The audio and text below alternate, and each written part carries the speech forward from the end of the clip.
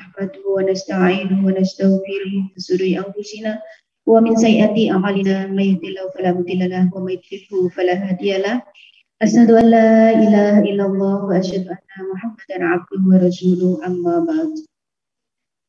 Yang kami hormati Bapak Imam Baihaqi selaku General Manager Dompet Duafa Hongkong. Yang kami hormati Ustadz Fauzan Akbar Daulay.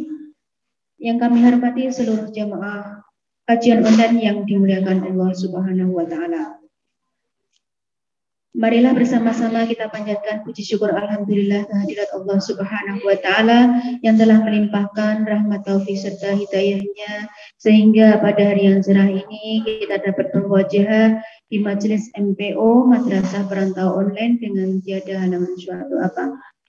Salawat dan salam semoga tetap terlimpahkan kepada junjungan kita Sayyidina Muhammad sallallahu alaihi wasallam yang telah membimbing umatnya dari zaman jahiliyah menuju zaman Islamnya, imaniyah dan ihsaniyah yang kita nantikan syafaatnya nanti di yaumul qiyamah.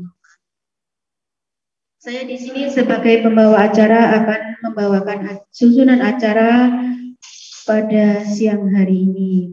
Yang pertama pembukaan, yang kedua pembacaan ayat suci Al-Quran, ketiga sosialisasi media Dompet Duafa Hongkong, keempat Mauhidah Hasanah oleh Ustadz Fauzan Akbar Daulay dengan tema Make Up Koldu. Yang kelima tanya jawab, keenam doa penutup. Untuk menyingkat waktu, marilah acara ini kita buka dengan umul kitab. Wala hadiniyah wa kulli niyatin sholihah sayulillahi lahumul fatihah. A'udzu billahi minasyaitonir rajim. Bismillahirrahmanirrahim. Alhamdulillahirabbil alamin arrahmanir rahim maliki yaumiddin. Iyyaka na'budu wa iyyaka nasta'in. Ihdinas siratal mustaqim. Shiratal ladzina an'amta 'alaihim ghairil maghdubi 'alaihim waladdallin. Amin. Terima kasih. Semoga dengan baca Al-Fatihah tadi kajian online berjalan lancar dan mendapat ridho Allah Subhanahu wa Ta'ala. Acara yang kedua yaitu pembacaan ayat suci Al-Quran yang akan dibacakan oleh Uhti Erni Rusmiati. Kepada beliau dipersilakan.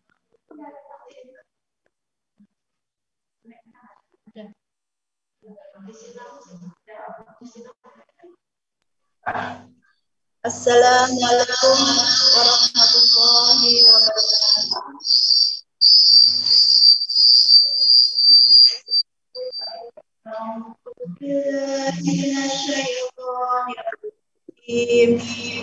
Bismillahirrahmanirrahim. Wallati ya'tina fahishatan yang nisaikum fastashhidu alaihinna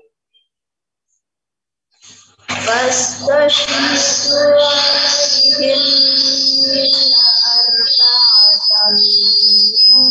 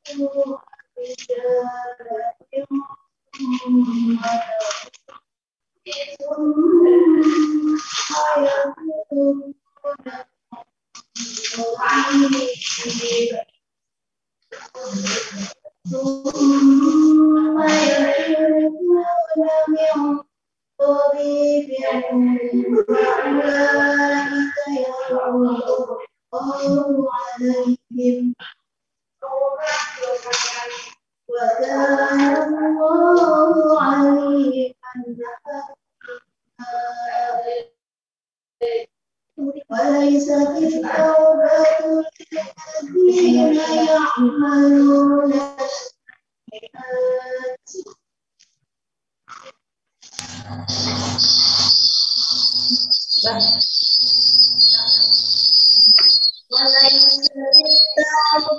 للذين يعملون السيئات حتى إذا حضر أحدهم الموت قال إني تبت الآن ولا الذين يموتون وهم كفار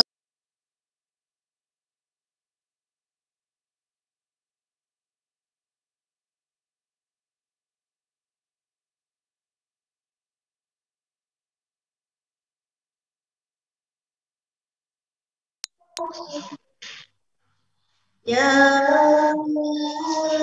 أيها الذين آمنوا لا يحلكم نساء ولا تأكلوهن لتذهبوا ببعض ما آتيتموهن إلا أن يأتين بفاحشة مبينة وعاشروهن بالمعروف فإن كرهتموهن فعسى أن تكرهوا شيئا ويجعل الله فيه خيرا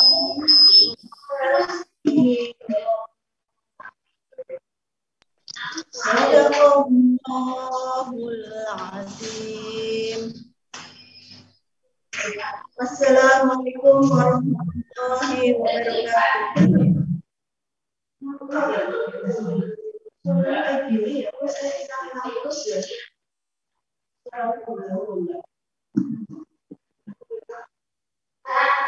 Subhanallah, alhamdulillah. Semoga dengan bacaan ayat suci Al-Quran tadi dapat menjadi pahala bagi yang membaca dan mendengarkannya, serta dapat menjadi penerang hati, syafaat dan cahaya buat kita semua di alam kubur dan yaumul kiamat nanti. Acara ketiga, sosialisasi media Dompet Duafa Hongkong. Teman-teman sekalian, acara ini juga disiarkan secara langsung melalui FB dan juga rekamannya akan diupload di YouTube Dompet Duafa DDHK News. Jangan lupa untuk like fanpage FB Dompet Duafa Hongkong dan juga subscribe berlangganan YouTube Dompet Duafa Hongkong DDHK News untuk mendapatkan update informasi bermanfaat dan juga kajian-kajian yang diselenggarakan DDHK Dompet Duafa Hongkong. Selanjutnya acara keempat yaitu pemberian materi Mauhidah Hasanah yang akan disampaikan oleh Ustadz Fauzan Akbar Daulay dengan tema Make Up Kolbu. Kepada beliau disilakan.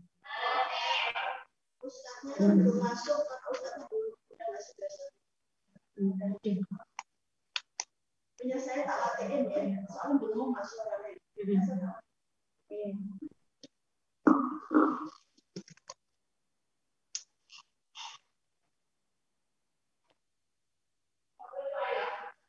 Assalamualaikum warahmatullahi ta'ala wabarakatuh.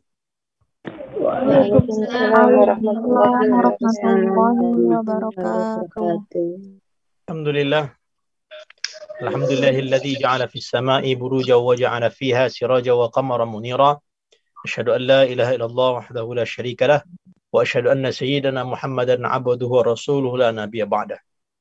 Allahumma Salli wa sallim ala sayyidina wa habibina wa syafi'ina Muhammad sallallahu alaihi wasallam wa ala alihi wa sahbihi ajma'in, amma ba'd. Ibu-ibu hadirin yang dirahmati Allah Subhanahu wa taala, alhamdulillah kembali kita bertemu lagi dalam majelis yang mulia ini, Madrasah Perantau Online. Mudah-mudahan yang merantau semua ini sehat-sehat semua, berkah-berkah rezekinya, sehat semua keluarganya, urusan-urusan baik dalam negeri maupun luar negeri semuanya beres semua. Utang-utang yang ada selesai semua. Amin. Amin. Hadirin rahmati Allah Subhanahu wa taala. Alhamdulillah di hari yang mulia ini kita akan mengaji kembali. Nah, kalau kita mengaji tetap dan mesti setiap saat, kapan saja kita hadir dalam majelis ilmu, di mana saja, baik online, offline, itu tetap mesti ada niat yang baik. Di antara niat ngaji ini adalah 3 ini paling tidak. Yang pertama, kita minta Allah Subhanahu wa taala memberikan keberkahan pada ilmu kita. Penting rupanya keberkahan, Ustaz, penting kali. Sangat penting. Ada rupanya. Apakah ada orang yang dia ada ilmu tapi tak diamalkannya? Banyak. Ada orang yang dia memiliki ilmu tapi tak diamalkannya. Nah, kita minta pada Allah Ta'ala agar Allah berikan keberkahan pada ilmu kita. Walaupun mungkin yang kita dengarkan nanti mungkin melekatnya sedikit karena bermacam-macam. Ada yang mungkin dia informasi yang didapatkannya banyak, ada yang sebagian. Maka kita niatkan apa saja yang kita dapatkan, semoga diberikan ganjaran yang besar oleh Allah Subhanahu wa taala dan menjadi berkah untuk hidup kita. Yang kedua, niat kita belajar ilmu ini, niat ngaji kita ini agar diluruskan amal kita. Diluruskan ibadah kita. Diluruskan iman kita. Karena ada orang yang dia ketika dia beribadah rupanya salah. Ternyata apa yang dibuatnya itu silap. Ada orang dulu diceritakan dalam Fawaidul Mukhtarah. Kita kan berwudu. Kalau kita berwudu kan rukun daripada wudu kan ada 6. Niat, membasuh wajah, kemudian tangan, rambut, kaki, tertib. 6. Rukun wudu itu ada 6. Tapi 1 tidak dibuat. Ada orang yang dia ketika dia berwudu menganggap, dia pikirkan bahwa rambut dibasuh, rambut kan diusap. Jadi kan ada lafaz 2. Kalau wajah kita itu namanya dibasuh, bahasa Indonesianya dibasuh. Al-ghuslu dibasuh, air itu diangkat, dibasuhkan ke muka. Kalau bagian rambut, al-mashu, mim, sin, ha, al-mashu diusap. Nah, dia menganggap nih. Jadi orang Arab, kalaupun mereka itu tidak belajar bahasa Arab, kadang salah pemahamannya.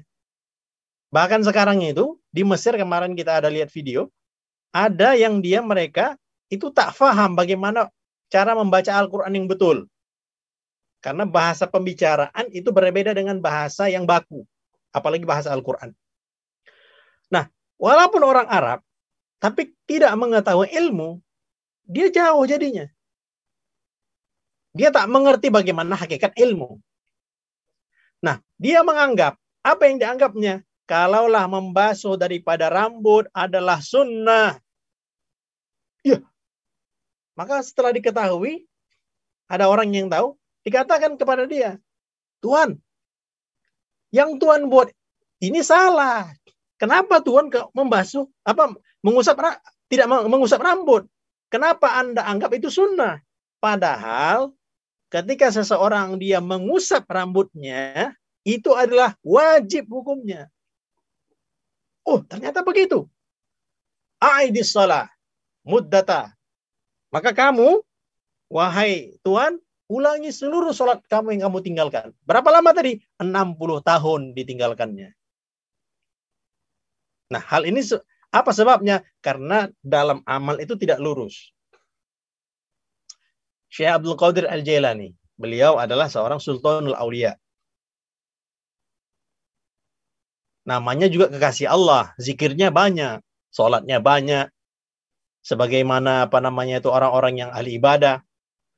Nah, ketika beliau dalam ibadahnya, satu ketika tiba-tiba ada cahaya yang terang benderang. Jadi misalnya nih, di kamar yang gelap, tiba-tiba cahayanya begitu terang. Mala al-ard. Jadi semua ruangan itu terpancar sinar yang begitu terang. Maka tiba-tiba ada suara ketika Syekh Abdul Qadir Al-Jailani, beliau sedang beribadah pada Allah Ta'ala, cahaya terang benderang datang, tiba-tiba ada suara. Wahai Abdul Qadir Al-Jailani, ana rabbuk. Aku adalah Tuhanmu. Kata suara itu. Qad halaltul muharramat. Wahai Abdul Qadir Al-Jailani, sekarang ini untuk kamu sudah aku halalkan segala perkara yang haram.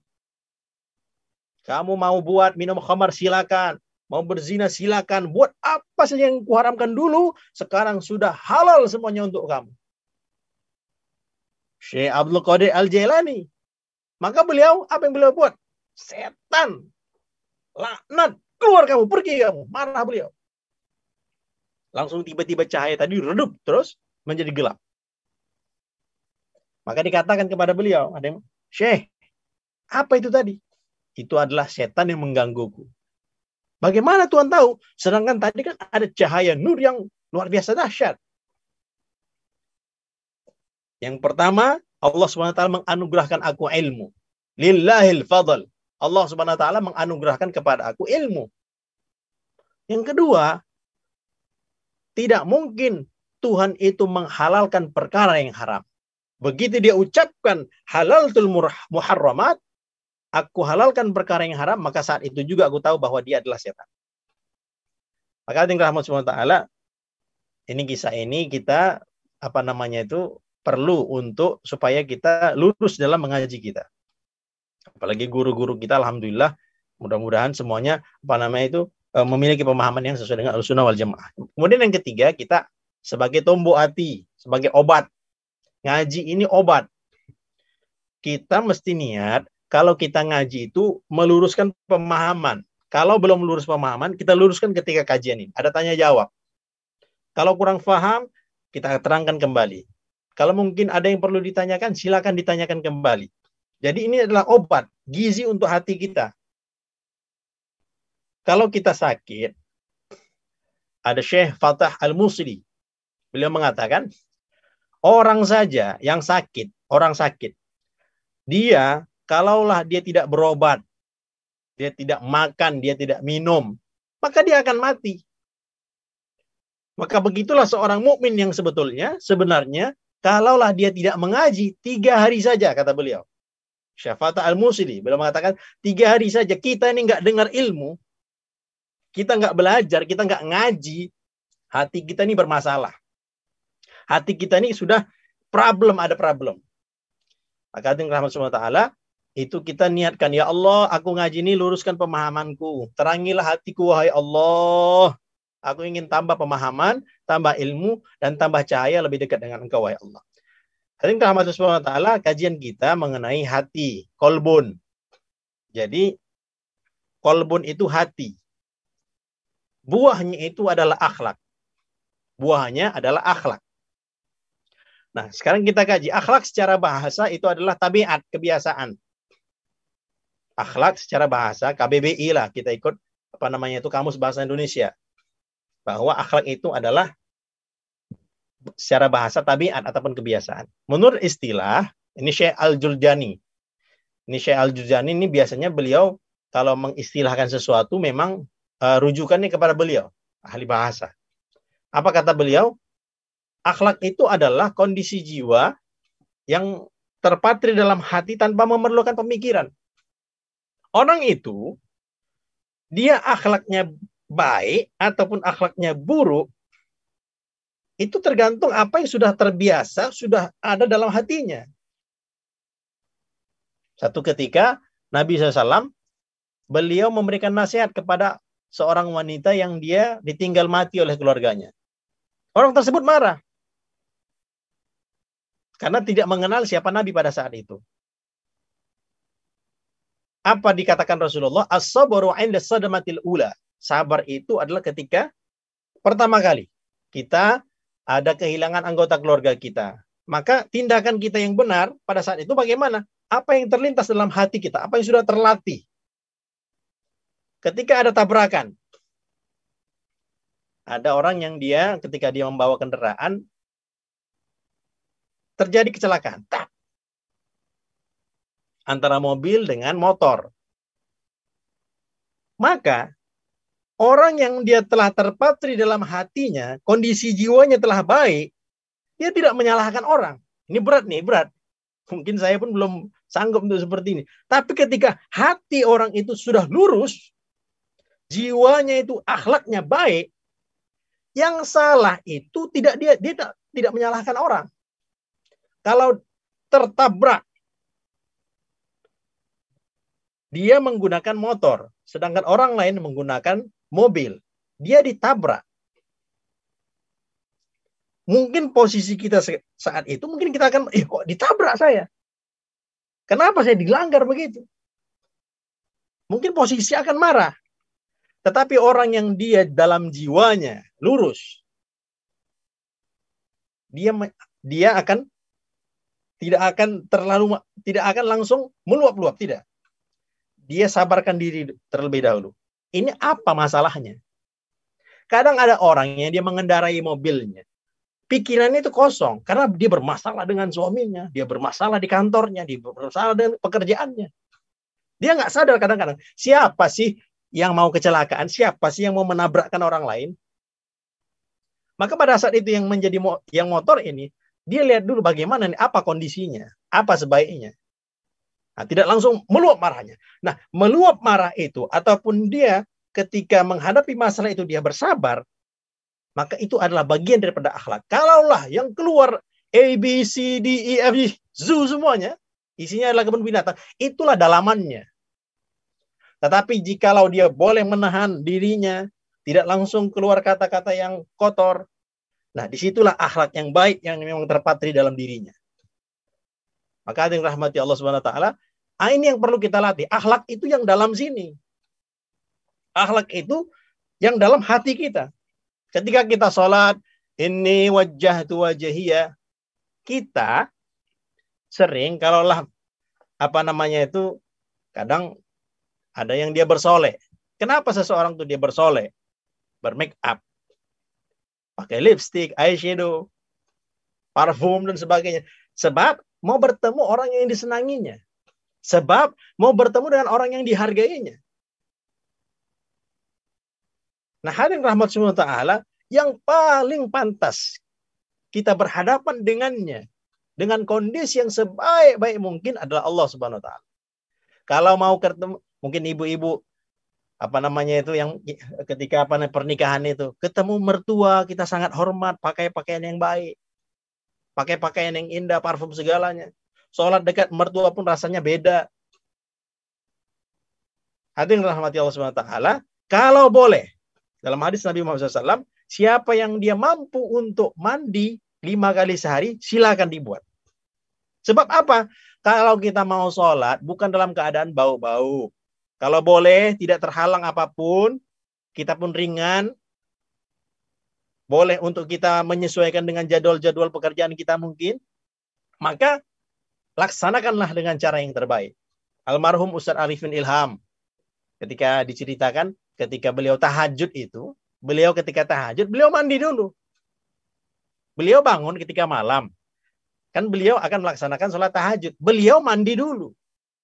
Maka ditanyakan pada istrinya. Beliau mandi pakai pakaian yang baik, pakai parfum. Cie, kata istrinya. Mau kemana nih bang? Mau bertemu dengan Allah Subhanahu wa Ta'ala. Sebab apa? Karena ketika kita menghadap Allah Subhanahu wa Ta'ala, itu mesti dengan kondisi yang fresh. Bukan bau-bau, gigi belum digosok, rambut masih acek-acekan.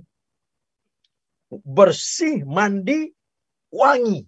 Nah, begitulah sebaiknya kita menghadap Allah Subhanahu wa Ta'ala. Fresh keadaan itu. Hadirin rahmat subhanahu wa ta'ala, jadi akhlak itu adalah yang dalam hati kita. Kemudian hadirin rahmat Allah, akhlak ini dia macam-macam. Ini bahasa Arab nih. Ini bahasa Arab. Kalau yang ini lafaz akhlakun ini dia adalah bentuknya plural. Bentuknya adalah jamak. Jamak daripada mana? Jamak daripada lafaz yang bawah ini, yang khulukun. Nah, inilah dia yang bermaksud daripada akhlak. Akhlakun itu adalah bahasa Arab sebetulnya. Bahasa Arab yang jamak. Namun yang mufradnya ataupun bentuk tunggalnya, singularnya adalah khulukun. Nah, ini dua ini sama. Akhlak dengan khuluk. Yang ini adalah mufradnya, yang ini adalah jamaknya. Nah, berbeda dengan lafaz yang khalqun. Khalqun ini adalah bentuk. Khalqun ini adalah bentuk fisik. Kalau khulukun ini, dia moral, dalam, batin kita. Antara khulukun dengan khalqun ini berkaitan. Ibu-ibu ketika kita bercermin, ketika kita berkaca, maka kita baca doa. Alhamdulillah, kama hassanta khalqi, ini pakai yang ini. Segala puji bagi engkau, wahai Allah, sebagaimana engkau telah membaguskan penciptaanku, khalqi. Nah, ini dia, khalqun. Penciptaanku, bentukku, rupaku, fahassin khuluki, baru yang di atas. Fahassin khuluki. Maka perbaikilah, baguskanlah akhlakku. Sebagaimana engkau baguskan fisikku ya Allah, maka engkau baguskan juga akhlakku. Nah, ini dia. Ini secara bahasa seperti itu.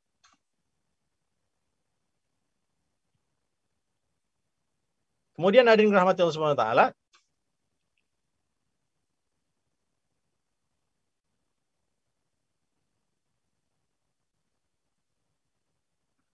setelah daripada ini berkaitan juga. Jadi khalqun tadi adalah fisik kita, akal ataupun tubuh. Bagian daripada khalqun, bagian daripada fisik kita itu adalah akal. Jadi seseorang yang kolbunya bagus, seseorang yang kolbunya baik, dia akan menjaga akalnya dan dia akan menjaga daripada tubuhnya. Maksudnya bagaimana? Akalnya tidak menjadikan dirinya jauh daripada Allah. Penyakit untuk orang yang memahami ilmu. Kadang-kadang itu penyakit, khususnya kami ini ustadz kadang-kadang ingin selalu berbicara terus. Nah, akal itu bisa menjadi penyakit. Informasi yang dalam otak bisa menjadi penyakit. Loh, bagaimana? Seorang yang pintar apakah bisa dia menjadi sombong? Bisa. Karena dia menggunakan ilmu pengetahuannya untuk menunjukkan bahwa dirinya hebat. Aku pintar. Aku memiliki ilmu lebih daripada yang lain. Ini yang betul. Nah, kata beliau begitu. Ada orang yang memiliki pemahaman seperti itu. Nah, hal-hal seperti itu, orang yang pintar, itu biasanya ujiannya di akalnya. Mau nggak orang yang dia ini pintar, dia ada informasi, oh hukumnya ini begini, kalau begitu itu salah itu. Oh nggak boleh nih. Nah, tidak begitu. Nah, seseorang yang dia memiliki informasi lebih dalam dirinya, maka sebaiknya dia makin merendah. Man tawadha'a lillah rafa'ahu Allah. Nah, tawadhu itu tinggi derajatnya di sisi Allah Subhanahu wa taala. Kemudian yang fisik ini bagaimana? Yang bisa ditonjolkannya. Wajah yang cantik, suara yang merdu. Nah, itu termasuk yang bisa membuat seseorang itu ada takabur dalam dirinya, ada kesombongan. Maka dengan rahmat Allah Subhanahu wa taala, nah, berusaha kita yang seperti ini, fisik kita, fahassin khuluq, ya Allah, sebagaimana engkau baguskan bentuk wajah rupa ini, baguskanlah akhlakku. Ya Allah, karena engkau telah membaguskan akhlakku, baguskanlah apa saja jasadku ini, akalku ini, tubuhku ini untuk mentaati engkau, wahai Allah. Nah, seperti itu. Hadirin rahmati Allah, khuluqun. Nah, ini non fisik. Yang perlu, yang betul-betul kita urus seperti tadi.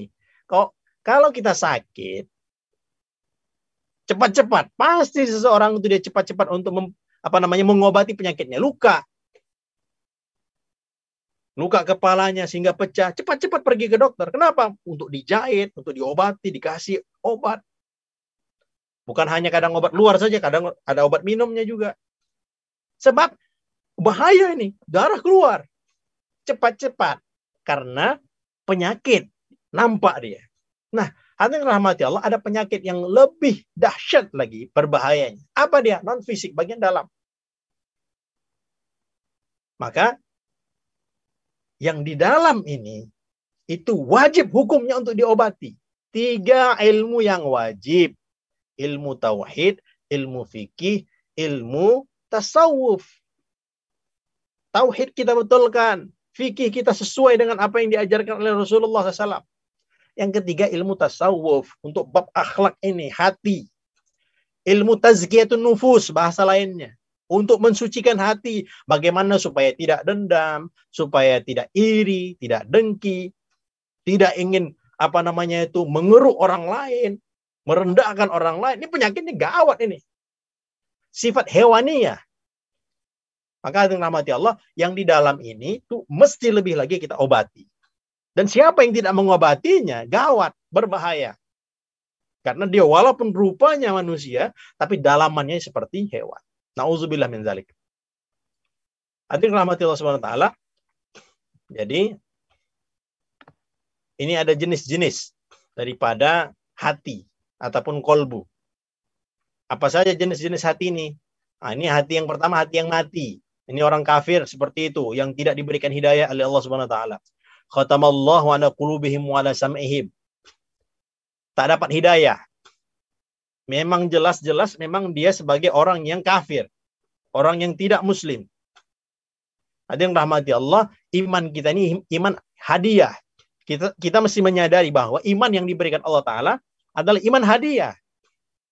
Ini hadiah besar. Iman ataupun kafir itu hadiah besar. Nah, kita dijadikan orang iman. Ustaz, itu ada orang yang dia nggak Islam, tapi sedekahnya banyak, bahkan masjid dibangunnya.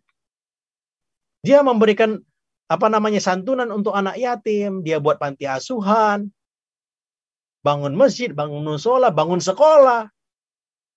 Itu bagaimana? Kita ibaratkan jikalau ada dia anak sekolah, dia ikut ujian, bahkan nilainya A, tapi dia tidak mendaftar di sekolah itu. Ada anak sekolah, dia ikut belajar, sampai waktu ujian pun dia ikut ujian, tapi dia tidak mendaftar di sekolah itu. Apakah dia diakui sebagai murid di sekolah itu? Tidak. Bahkan dia tidak akan dapat ijazah daripada sekolah itu. Sebab dia memang bukan daripada yang terdata. Maka Islam dengan non-muslim itu, ketika non-muslim itu tidak terdaftar dalam Islam. Hadirin rahmat subhanahu wa ta'ala, sekarang ini sudah banyak memang orang-orang yang non-muslim itu ketika mereka belajar, mereka dapat hidayah. Mereka dapat hidayah. Di antara hal-hal yang banyak disebabkan yang menyebabkan mereka dapat hidayah daripada Allah Subhanahu wa taala, banyak di antara mereka yang sedekah. Nah, sedekah itu dan mereka terus belajar mempelajari Islam, mereka biasanya dapat hidayah daripada Allah Subhanahu wa taala. Nah, tadi hati yang mati, nggak bisa lagi diobati. Ini yang pertama. Karena sudah ditutup, tak dapat hidayah. Kemudian hadirin rahmatillah, yang kedua fi qulubihim marad, yang kedua hati yang sakit. Ini hati yang sakit orang-orang munafik. Kadang zahirnya Islam, tapi dalamnya penyakit. Iri, dengki, macam-macam penyakit yang terdapat di dalam hatinya. Yang ketiga, qalbun salim. Yauma la yanfa'u malu wala banun illa man atallaha biqalbin salim. Ini yang sehat. Maka dengan rahmati Allah Subhanahu wa taala, apa yang menyebabkan sehat hati kita ini? Nah, itu akan menyebabkan kita ke dalam surga. Nah, ini dia, takwa dan akhlak. Takwa dan akhlak. Tentulah kita ingin agar Allah Subhanahu wa taala memasukkan kita ke surga. Ada rupanya orang yang dia su'ul khotimah, banyak juga yang su'ul khotimah. Surga ini pilihan Allah, banyak yang dia su'ul khotimah. Ada empat penyebab orang itu dia su'ul khotimah. Ini yang banyak memasukkan orang ke surga. Takwa dan akhlak. Itu kita berusaha untuk jaga. Tapi ada juga, kita perlu mengetahui yang keburukan-keburukan. Untuk apa kita mengetahui keburukan? Supaya kita ini tidak terjatuh di dalam itu. 4 perkara yang menyebabkan orang itu dia su'ul khotimah. Apa yang pertama? Tahawun as-salah. Malas dia untuk mengerjakan sholat. Mudah-mudahan diri kita, keluarga kita tak malas mengerjakan sholat. Sholat dengan sebaik-baiknya. Kalau boleh diusahakan tepat waktu. Tidak terhalang yang lainnya, usahakan tepat waktu. 1. Yang kedua, ketika seseorang itu dia membuat sesuatu yang menyakiti orang Islam. Ada dia menyakiti hati orang Islam. Ini gawat nih. Siapa yang dia berakhlak buruk kepada orang Islam, khususnya berakhlak buruk kepada orang, itu dapat menyebabkan su'ul khotimah. Kemudian apa? Minum khamar. Kemudian yang keempat adalah durhaka pada orang tua. Ini 4 ini. 1, dia tinggalkan sholat, malas mengerjakan sholat. Malas. Ini bukan dia langsung meninggalkan sholat. Malas saja nih. 1, malas. Yang kedua, minum khamar. Minum khamar, ini gawat nih. Yang ketiga, dia tadi adal muslimin. Dia mengganggu orang. Suka kali untuk menyakiti hati orang lain. Yang keempat, berbakti pada orang tua. Nah, ini bertepatan pula dengan Hari Ibu. Yang mau mengucapkan Hari Ibu silakan, mungkin telepon orang tuanya. Ustadz, bagaimana sih hukumnya kalau kita merayakan Hari Ibu? Ini biasa. Para ulama pun memang berbeda pendapat. Sebahagian, khususnya ulama-ulama kita di Al-Azhar, di Mesir, itu membolehkan, tak ada masalah. Karena muamalah. Kita berbuat baik. Birrul walidain. Tapi sebagian, khususnya ulama-ulama Saudi, mengharamkan. Kenapa mengharamkan? Ini apa pula ini? Kebiasaan daripada akhlak orang-orang barat. Ini nggak perlu kita ikuti seperti ini. Masa menghormati ataupun berbakti pada orang tua setahun sekali? Itu versi daripada ulama Saudi. Tapi kita memang bahwa dalam Islam kita berbuat baik kepada orang tua, membahagiakan mereka bukan hanya sekali setahun saja, tapi every day, setiap hari. Jadi silakan yang ingin mengucapkan Hari Ibu silakan dengan dengan niat untuk membahagiakan hati orang tua. Kemudian hari rahmat Allah SWT, ini rukun-rukun qalbun salim supaya hati kita beres. Yang pertama, sabar. Sabar ini sangat penting sekali. Berusaha kita. Memang berat lah memang. Berat betul memang. Namun kita berusaha. Sabar. Sabar apa? Sabar menjalani perintah Allah Subhanahu wa taala. Sabar untuk menjauhi larangan-larangan Allah Subhanahu wa taala. Yang kedua, iffah, menjaga diri. Kita menjaga diri kita. Hijab kita disempurnakan. Yang ketiga, berani. Berani macam mana nih? Berani untuk bersusah payah untuk agama. Ada kisah sahabat. Jadi dulu ini zamannya zaman dahulu, bukan zaman sekarang. Nabi SAW beliau mensabdakan, "Man kana yu'minu billahi wal yawmil akhir falyukrim dhaifahu." Siapa yang dia beriman pada Allah dan hari akhir, maka hendaklah memuliakan tamunya. Memuliakan tamunya. Dulu itu orang-orang kalaulah mereka bertamu, memang susah payah. Perjalanan sehari, 2 hari naik unta padang pasir. Dan nggak makan, nggak seperti kita. Di mana-mana kita ada. Kalau kita di airport juga ada ada kedai makan. Di mana-mana terminal juga ada warung-warung. Jadi di mana-mana sudah banyak tempat makanan untuk singgah. Nah, dulu padang pasir nggak ada kedai di padang pasir. Tidak ada toko-toko, mal-mal nggak ada. Jadi ketika datang tamu di Madinah menjumpai Nabi SAW, kalau Nabi SAW beliau ada ke lapangan beliau bawa tamu tersebut. Namun ada juga yang beliau tawarkan kepada sahabat yang lain. Siapa yang siap membawa tamu ini? Saya ya Rasulullah. Nah, kisah yang masyhur. Nah, dibawa oleh seorang sahabat ini. Kemudian makanan yang dihidangkannya adalah hanya cukup untuk anaknya. Makanan yang dihidangkannya hanya cukup untuk keluarganya saja. Sehingga makanan itu semuanya diberikan untuk tamunya, dimatikan lampu. Dan beliau, sahabat yang mulia itu, beliau pura-pura makan.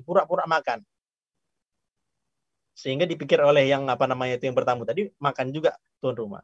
Esok harinya turun ayat wa yusiruna ala anfusihim walau kana bihim khassasah. Nah, ini sahabat itu punya sifat apa? Sifat isar. Berani mereka berkorban, mengenyampingkan daripada keperluan mereka, keinginan mereka, hajat mereka demi tamu yang datang. Nah, seperti itu. Jadi dalam pengorbanan untuk agama ini memang mesti berani. Kemudian yang keempat, ada seimbang. Kita dalam beramal seimbang. Tidak terlalu tinggi juga, tidak terlalu rendah juga, seimbang kita. Sholat tahajud diusahakan istiqomah sholat tahajud. Zikir diusahakan istiqomah walaupun berapa saja jumlahnya. Nah, mudah-mudahan Allah Subhanahu wa taala memberikan barokah untuk kehidupan kita. Nah, demikian mungkin yang boleh saya sampaikan. Nah, mungkin jika ada pertanyaan boleh silakan.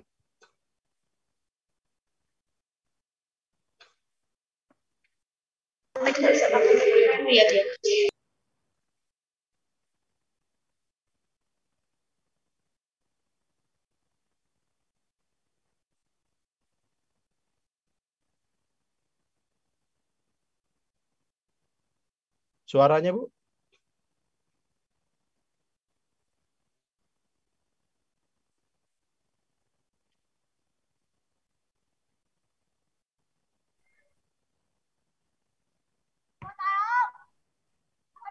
Mute-nya belum dibuka itu, Mbak.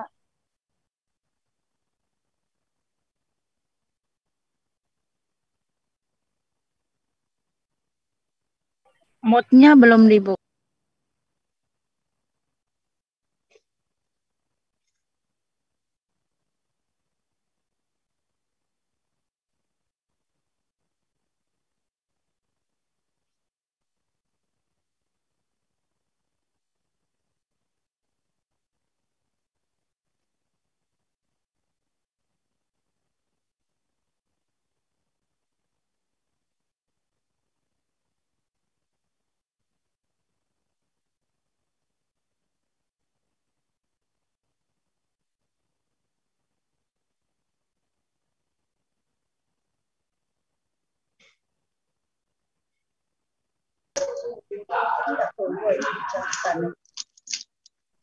Ada yang bertanya. Cara bertanya ya? Kenapa kamu bertanya?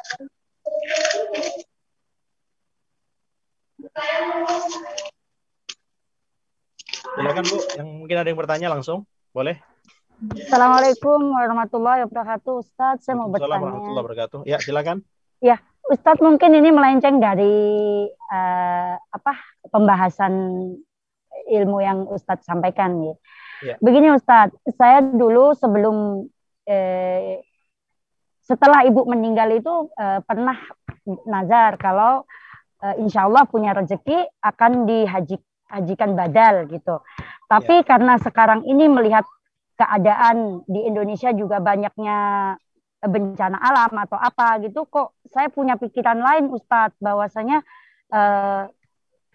ingin ikrar saya yang kemarin pengen hajikan ibu badal itu apa boleh seandainya tidak jadi dihajikan badal, tetapi nominal atau lebih itu disumbangkan ke kayak seperti bencana alam atau yayasan gitu Ustaz. Terima kasih. Ya. Dua-duanya ini adalah niat yang baik antara untuk bencana alam, korban bencana alam, dan itu untuk haji orang tua. Tetapi untuk haji itu memang berbeda. Sebab apa? Haji ini adalah rukun Islam. Ada 5 rukun Islam termasuk haji. Nah, dulu orang tua belum haji. Bahkan mungkin sudah ada uangnya mungkin.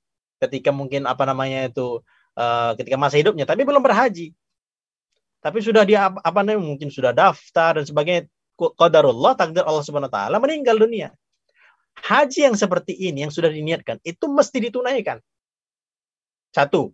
Yang kedua, kalau harta itu sudah diniatkan untuk ibadah yang khusus, maka ini kan hanya masa pandemi. Insya Allah mungkin sebentar lagi akan Allah buka lagi. Insya Allah mudah-mudahan secepatnya. Nah, ini memang berbeda haji ini. Maka sebaiknya ditunaikan.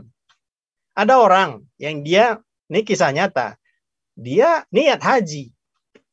Sudah daftar, sudah diberikan uangnya. Nah, dia pikir, ini kondisi saya memang agak sulit ini. Udahlah, saya ambil aja uangnya untuk saya bisniskan, untuk nafkah keluarga. Untuk untuk membesarkan lagi bisnis supaya lebih lapang lagi. Niatnya bagus, baik. Namun apa yang terjadi? Ternyata sudah dibelikannya mobil untuk usahanya, sudah dibuatkan untuk usaha perdagangannya, terakhir mobilnya rusak, dagangannya hancur, habis. Jadi untuk haji khususnya itu sebaiknya memang kita tunaikan. Nah, memang kita sisihkan, bersabar kita, sebentar lagi mudah-mudahan Allah SWT buka untuk bab haji ini, karena memang rukun daripada Islam. Nah, seperti itu, Bu. Iya Ustaz, karena dulu 2016 itu memang sudah ada, alhamdulillah uangnya. Cuman ibu itu sangat kayak seperti nggak ada niat gitu Ustaz. Padahal anaknya itu benar-benar ingin ibu itu seperti almarhum bapak gitu. Terus dengan ya mungkin Allah lebih sayang beliau gitu, 2017 ibunya meninggal. Sampai sekarang itu masih kepikiran, tapi dari pihak adik itu coba dikonsultasikan dulu. Adik pengennya begitu, dan saya sendiri tidak punya jawaban, jadi saya lebih tanya kepada Ustadz. Ya. Jadi sebaiknya memang kalau ibu belum berhaji, nanti dibadalkan, itu sebaiknya. Karena kita untuk ibu kita khususnya, dan sekarang ibu kita mungkin waktu dulu di dunia belum tahu bagaimana fadilah. Sekarang mungkin sudah tahu karena sudah di sana. Nah, maka kita sebaiknya memang mengirim yang lebih lagi untuk beliau. Nah, demikian kira-kira. Terima kasih Ustaz, jazakallah khair. Yang lain Bu, silakan. Assalamualaikum Ustaz. Ya, silakan. Mohon maaf nggih Ustaz, badhe tanya, itu kan majikan saya agamanya Kristen nggih, ini menjelang hari Natal, dan beliau itu sangat menghargai agama saya nggih, ketika waktu sholat ada adzan itu saya dipersilahkan sholat. Nah ini bagaimana hukumnya kalau sekedar mengucapkan selamat Natal begitu saja ke majikan, mungkin hanya diucapkan nggih, bukan dari dasar doa atau gimana, itu bagaimana hukumnya? Terima kasih Ustaz. Ya, ini masalah yang setiap tahun terjadi Bu. Ini istiqomah setiap tahun. Intinya saja saya sampaikan, ulama beda pendapat. Satu. Kenapa beda pendapat? Karena memang pandangannya berbeda dan daripada sisi yang lain juga. Yang pertama, hukum mengucapkan selamat Natal. Apakah boleh? Pertama, ulama-ulama kita, bahkan memang Buya Hamka dahulu, beliau sempat untuk turun jabatan daripada ketua MUI. Ketua MUI pertama itu adalah Buya Hamka. Beliau turun jabatan. Kenapa? Beliau mengundurkan diri karena menganggap bahwa selamat Natal itu adalah diharamkan, tak boleh. Nah, seperti itu. Yang kedua, itu ulama-ulama kita di Indonesia ini juga banyak yang mengharamkan. Sebab itu berkaitan dengan akidah. Berarti kita mengakui Yesus sebagai Tuhan. Berarti kita mengakui bahwa Yesus itu tanggal 25 Desember itu ketika merayakannya, lahirnya. Itu satu pendapat. Nah, ulama-ulama di Al-Azhar, bahkan Habib Ali Al-Jufri, beliau mengatakan bahwa kalau kita mengucapkan selamat Natal, itu bagian daripada muamalah. Kita bagian daripada kemanusiaan. Selamat ulang tahun, selamat tahun baru, itu bagian daripada ucapan-ucapan saja. Mujamalah. Artinya apa? Hanya di ucapan saja, tidak masuk dalam hati. Kita tidak mengakui akidah mereka. Nah, ketika seseorang itu dia berkata seperti itu, ini bagian daripada kehidupan sosial kita dengan non-muslim. Jadi, pendapat yang kedua membolehkan. Kenapa seperti itu? Bagian daripada kehidupan bermasyarakat. Yang satu memahaminya, yang pendapat pertama, bab akidah.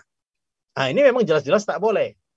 Kalau kita mengucapkan selamat Natal, dan kita meyakini bahwa Yesus sebagai Tuhan, lahirnya adalah tanggal 25 Desember, nah itu memang tak boleh. Tapi yang kedua, kita hanya sebagai muamalah saja dengan manusia, muasyarah kepada mereka, dan kita sebagai kebaikan saja. Nah itu ada ulama yang membolehkan, khususnya ulama Al-Azhar di Mesir. Seperti itu. Baik Ustaz, terima kasih Ustaz. Barakallah. Jadi hanya sekedar mengucapkan, jumhur ulama masih membolehkan nggih Ustaz? Bukan jumhur ulama, karena memang ulama berbeda pendapat. Kalau jumhur itu semua. Ada ulama yang memang membolehkan, khususnya di Mesir. Al-Azhar sekarang itu, Al-Azhar itu lebih kuat kekuatannya dibandingkan MUI kita di Indonesia. Jadi mereka berpendapat bahwa itu hanya sebagai daripada hubungan dengan manusia saja. Maka boleh untuk diucapkan. Asal jangan sampai masuk dalam hati bahwa kita mengakui keberadaan Tuhan mereka itu Yesus sebagai Tuhan. Seperti itu. Baik. Terima kasih Ustadz. Barakallah. Barakallahu fikum. Ya, silakan Bu. Assalamualaikum warahmatullahi wabarakatuh, Ustaz. Ya. Saya mau tanya tapi melenceng dari tadi ya Ustaz. Ini masalah Memang, saya Bu, sendiri ya. kita yang lurus dengan melenceng kita jawab juga, Bu. Gini ya Ustaz. Ya. Ini yang saya berada di Hong Kong. Ya. Terus dulu itu saya pernah masih ada Ustaz. Ya, silakan Bu. Terus? Azan Ustaz, masih azan. Oh ya. Kita cukupkan atau bagaimana nih?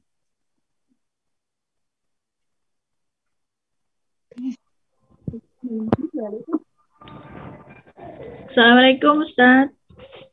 Ya, waalaikumsalam. Melanjutkan dari Bu Rusmi tadi. Ya. Masalah Natal itu ya. Kalau di sini menerima hadiah Natal kan. Ya. Terus hukumnya gimana? Kalau di Indonesia kita kan bertetangga. Mereka kalau Natalan kan pakai apa itu namanya? Nasi-nasi diantar-antar itu. Ya. Kita boleh makan atau gimana gitu Ustaz. Mungkin udah sering kali ditanyakan sama teman-teman. Nggak apa-apa, ya. Makasih Ustaz. Ya, jadi kan makanan ini benda mati. Makanan ini tidak ada agama. Jadi hukumnya bagaimana kalau kita diberikan makanan? Makanan itu lihat-lihat dulu. Kalau memang makanannya tidak ada unsur keharaman, memang tidak ada memang makanan yang jenis-jenis yang haram di dalam makanan itu, maka bagi kita secara fikihnya itu tidak masalah. Kita terima hadiah, kan hadiah Natal. Hadiahnya apa? Kadang coklat, kadang mungkin snack, crackers dan sebagainya. Nah, itu silakan kalau kita mau terima. Tuh, bolehkah kita makan? Nah, lihat bagaimana makanannya itu halal atau tidak. Apakah ada mengandung unsur keharaman? Dari situ saja. Nah, kemudian ada makanan yang Ibu sebutkan tadi, hasil masakan mereka. Bagaimana tuh kan dihantar-hantar nasinya itu. Bagaimana itu kalau kita makan? Nah, itu kalaulah makanan yang mereka masak, kalau diantar ke rumah kita, bagaimana hukumnya? Pertama, kita tidak berhak untuk menilai makanan. Maksudnya bagaimana tuh? Kita itu ketika makanan disodorkan kepada kita nasi kuning, maka kita tidak ada kewajiban kita untuk ini makanan dari mana ya? Ini makanan digorengnya di mana? Pancinya apa? Wajannya apa? Pakai sendok apa? Apa aja bumbunya? Itu nggak wajib ditanya. Jadi secara fikihnya, kalaulah kita diberikan makanan oleh non-muslim, secara fikihnya silakan, selagi tidak ada di dalam bahan-bahan itu adalah bahan yang haram, maka silakan untuk kita makan. Namun, kalau mungkin dia kurang selesa, silakan kalau dia tidak makan, tapi terimalah dengan baik. Nah, seperti itu. Begitu kurang lebih, Bu. Terima kasih Ustaz, jelas sekali. Terima kasih. Assalamualaikum warahmatullahi wabarakatuh. Ustaz, saya lanjut. Ya, silakan. Gini ya Ustaz, saya kan di Hong Kong. Ya. Dulu waktu itu masih membiayai anak, setelah anak selesai semua, sudah sekolahnya sudah selesai. Terus saya punya cita-cita. Kalau sudah selesai, semua anak sudah selesai, saya kerja lagi 2 tahun untuk naik haji saya sama suami saya. Ya. Tapi Allah berkehendak lain. Saya masih mau kerja lagi, suami sudah dipanggil oleh Allah. Ya. Dan itu apa termasuk nazar ya Ustaz? Yang saya tanyakan ini, saya dibimbangnya di sini. Ini saya cuma cita-cita dalam hati dan bilang ke suami juga. Iya. Ini apa termasuk nazar ya Ustadz? Mohon bimbingannya, mohon jawabannya Ustadz. Terima kasih sebelumnya. Ya, jadi memang nazar itu memang diucapkan dengan hati yang kokoh memang. Namun memang dalam kondisi kasus seperti Ibu ini, kalaulah memang betul-betul Ibu mungkin sayang dengan suami, silakanlah buat yang terbaik, Bu. Silakanlah buat yang terbaik. Jadi Ibu nanti berhaji dan nanti hajikan seperti Ibu yang tadi badalkan haji badalkan untuk suami tadi. Jadi itu lebih baik. Jadi karena memang sekarang itu posisi orang-orang yang meninggal sangat-sangat mengharapkan kiriman pahala daripada orang-orang yang ada di dunia. Nah, ketika meninggal dunia seorang itu, dia itu 7 hari, kan ada kita tahlilan 3 hari, 7 hari dan sebagainya itu. Itu memang posisi kondisi mayat, arwah itu memang masih ada di sekitar kita dan mereka menunggu, sehingga Imam Ahmad rahimahullah taala, beliau pun ketika dikubur itu kalau ada orang yang membaca Al-Qur'an di sekitar kuburan, itu diperbolehkan. Jadi untuk kepada ibu silakan. Nah, kalau memang boleh, tidak ada berhalangan, silakan disambung kontraknya dan silakan untuk dibuat haji untuk suami juga. Nah, demikian Bu kira-kira. Oke, terima kasih Ustadz atas jawabannya. Ya, terima kasih sama-sama. Terima kasih. Mohon maaf lahir batin Ustadz. Assalamualaikum warahmatullahi wabarakatuh. Assalamualaikum warahmatullahi wabarakatuh. Nah, demikian mungkin ya, Bu, boleh kita itu? Kalau memang tidak ada, biar kita langsung doa.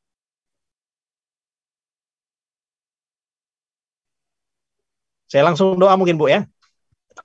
Belum Ustadz, waktunya sampai jam 4 Ustadz. Jam 4 toh.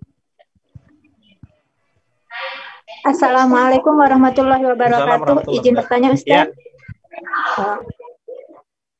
Apa-apa saja yang termasuk dari penyakit hati itu dan bagaimana mengobatinya? Iya. Ustadz. Penyakit hati tadi Bu ya. Penyakit hati, semua yang dia menghasilkan perbuatan-perbuatan yang tak baik, itulah dia yang merupakan penyakit-penyakit hati. Jadi iri, dengki, ingin menghasut orang lain, merendahkan orang lain. Jadi itu semua adalah penyakit-penyakit hati. Nah, penyakit ini sebabnya apa sih penyakitnya itu? Nah, jadi penyakit itu disebabkan ada yang nggak beres. Bagian mana yang nggak beres itu? Hatinya. Hatinya itu nggak beres, bermasalah. Hati yang dia kotor. Hati yang kotor itu bagaimana? Semua nih macam-macam nih dalam hati kita. Ketika ada nasihat nggak didengarkan.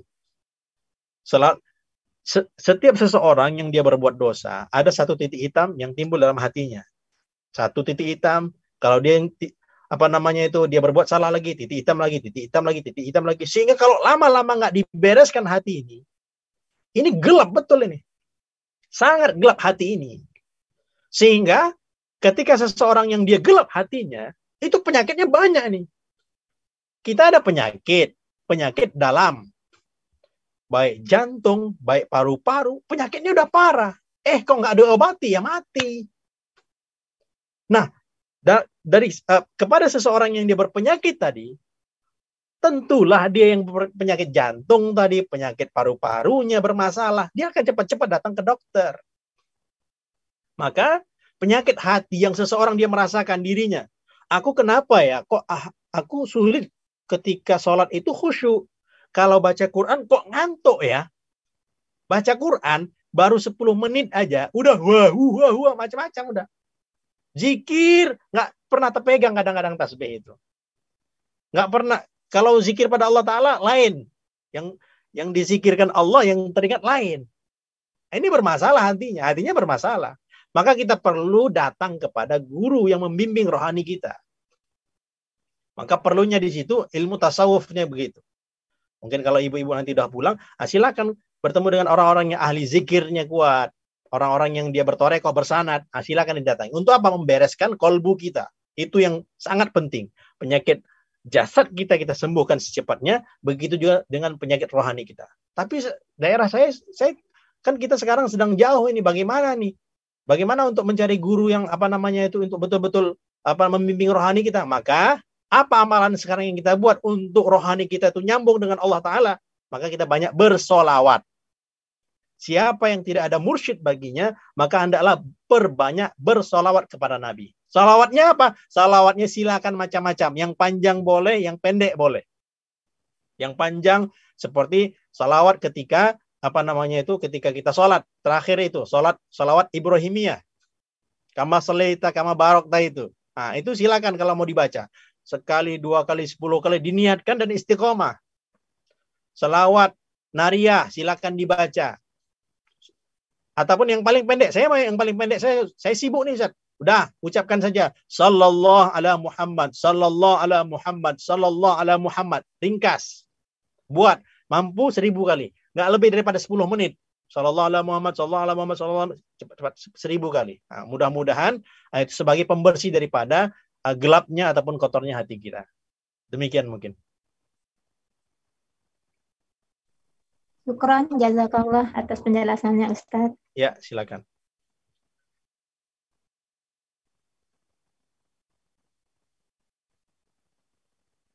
Silakan Bu, yang lain ada kira-kira?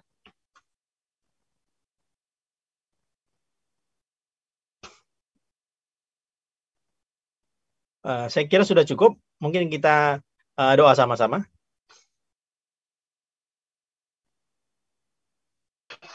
Assalamualaikum warahmatullahi wabarakatuh. Waalaikumsalam warahmatullahi wabarakatuh. Ustadz, saya mau bertanya.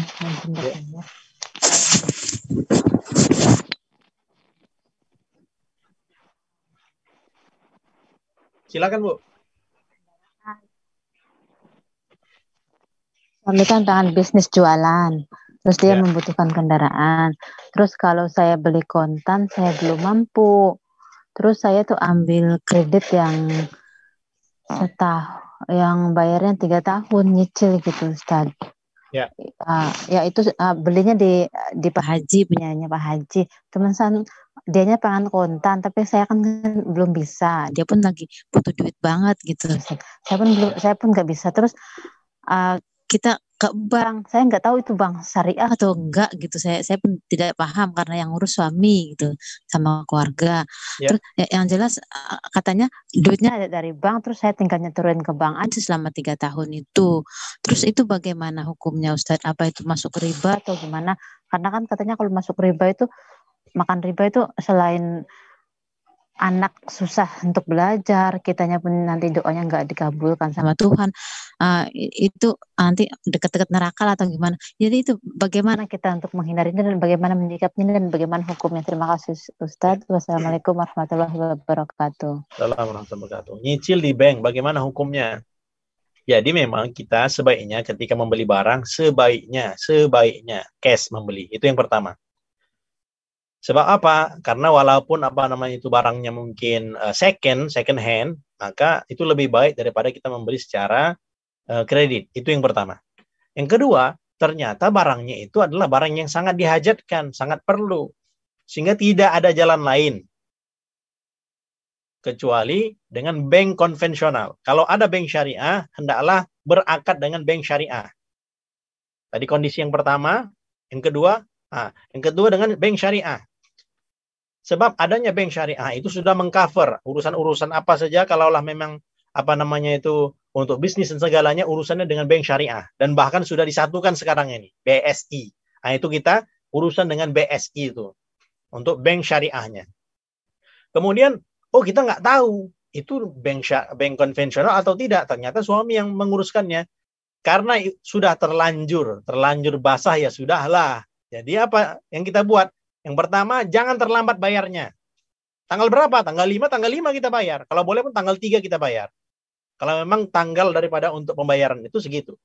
Tak boleh terlambat. Kenapa? Kalau sudah terlambat, nanti jatuhnya ke riba. Jadi, kita usahakan betul-betul dijaga seperti itu. Jangan sampai terlambat, supaya tidak terjatuh dengan riba.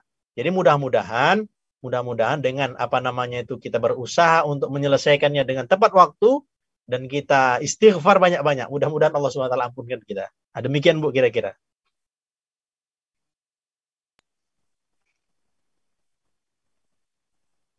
Terima kasih jawabannya. Sekarang memang, saya tenang. Tadinya saya khawatir. Ya, memang hukum bank ini memang bunga bank itu bagaimana ya? Itu termasuk riba atau tidak? Itu memang banyak khilaf ulama memang di dalamnya. Tapi intinya Ibu bayar tepat pada waktunya dan itu jangan sampai telat. Itu saja. Setelah itu banyak-banyak istighfar pada Allah Subhanahu wa taala. Oke, Bu, silakan yang lainnya. Ya, Ustaz. Terima kasih. Ya. Maaf Ustaz, ada pertanyaan di dalam chat Ustaz. Ya, silakan Bu dibacakan. Ya, bacakan tolong. Assalamualaikum warahmatullahi wabarakatuh. Ustadz, izin bertanya. Saya di sini bekerja menjaga anak, dan sekarang ini anak yang saya jaga suka berbohong dan susah dinasehatin. Yang saya tanyakan adalah apakah ketika saya biarkan dia berbohong, apakah ketika menjadi kebiasaan saya mendapat dosa jariah dari anak tersebut, dan apakah akan dipertanggungjawabkan di akhirat nanti? Terima kasih Ustadz atas jawabannya. Jazakumullah khair. Ya, pertama itu anak orang lain. Yang berkewajiban untuk mendidik kepada anaknya adalah orang tuanya, itu satu. Yang kedua, karena ibu untuk membantu keluarga tersebut, ibu ketika mengajarkan kebaikan itu sebagai dakwah untuk dia. Jadi tidaklah bagian daripada pembohongan yang dilakukan anak itu ibu dapat dosa, tidak. Karena ibu sudah mengajarkan. Jadi walaupun kepada non-muslim, kita tetap ingatkan yang terbaik. Bil hikmati wal mau'izatil hasanah. Sebaik-baiknya. Sebaik-baiknya. Ketika dia berbohong, nanti jangan diingatkan ketika dia sedang mungkin marah. Diingatkan ketika mungkin dia sudah santai, kita kasih hadiah. Karena al-insan abdul ihsan. Manusia itu adalah hamba kebaikan. Kalau kita berbuat baik dengan dia, kalau kita sebagai tempat curhat dia, ini yang masalah sekarang ini adalah kita berat, kita susah untuk mendapatkan hati orang yang kita komunikasi dengan dia.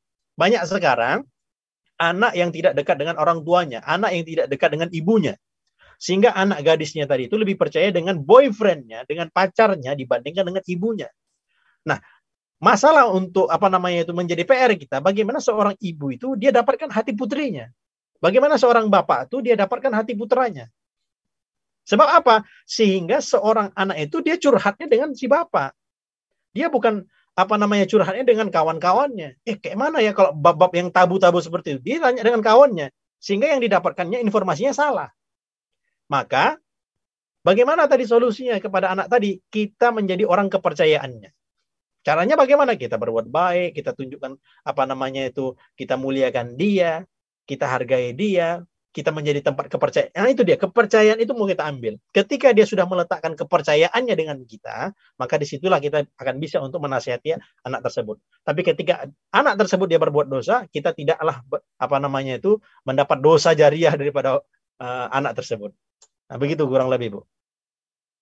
Terima kasih Ustadz atas jawabannya. Ya. Mohon maaf, batin. Ya, sama-sama.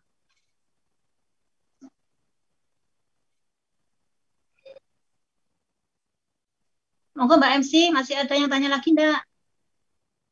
MC-nya. Oh, masih ada lagi enggak yang bertanya? Kalau enggak bertanya, kita berdoa.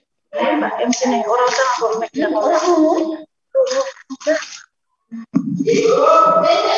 Mohon maaf karena waktunya terbatas. Yang masih ingin bertanya bisa konsultasi ke nomor DDHK konsultasi online 52982419.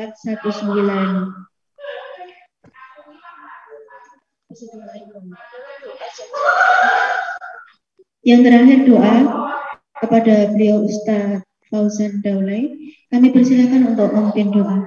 Terima kasih. A'udzubillahi minasyaitonirrajim. Bismillahirrahmanirrahim. Alhamdulillahirabbil alamin wassalatu wassalamu ala asyrafil anbiya'i wal mursalin wa ala alihi wa sahbihi ajma'in. Allahumma iftah lana futuhal arifin. Alhimna ilhamal malaikatil muqarrabin warzuqna fahmal anbiya'il mursalin. Ya Allah, ya Tuhan kami, ampunkanlah dosa-dosa kami, ya Allah, dosa kedua orang tua kami, ya Allah, dosa keluarga kami, ya Allah. Ya Aziz, ya Ghaffar, ya Hayy, ya Qayyum, perbaikilah akhlak kami, ya Allah. Perbaikilah hati kami, ya Allah. Berikanlah kami qalbun yang sehat, ya Allah. Berikanlah kami hati yang salim, ya Allah. Ya Aziz, ya Ghaffar, ya Hayy, ya Qayyum. Jadikanlah, ya Allah, kami menjadi orang yang sabar, ya Allah. Jadikanlah kami orang yang baik akhlaknya, ya Allah. Ya Allah, penuhilah hati kami, ya Allah, dengan kebaikan-kebaikan akhlak, ya Allah. Ya Aziz, ya Ghaffar, ya Hayy, ya Qayyum. Buanglah sifat-sifat dengki daripada hati kami, ya Allah. Iri, dengki, sifat-sifat dendam, ya Allah, angkatlah, ya Allah. Sembuhkanlah penyakit-penyakit hati kami, ya Allah. Jadikanlah kami orang-orang yang layak untuk dimasukkan bersama Rasulullah SAW. Rabbana atina fid dunya hasanah wa fil akhirati hasanah wa qina adzabannar.